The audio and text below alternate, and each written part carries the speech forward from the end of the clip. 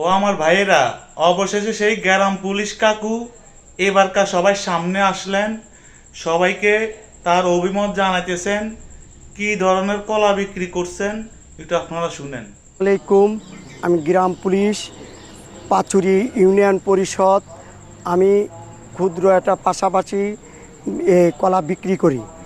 এখন আমার কলা বিক্রি করার মাত্রই এই মহিলা এসে আমাকে কলা নেয়।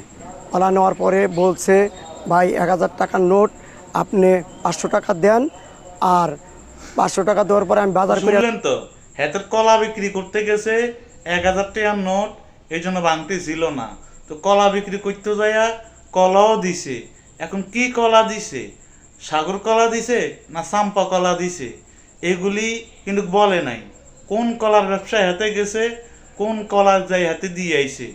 সবাই ভিডিওটি শেয়ার করবেন আর আপনার মূল্যবান মতামত জানিয়ে যাবেন। আসলে কলাটা কোনটা, কি চাম্পা কলা না সুরভি কলা না সাগর কলা।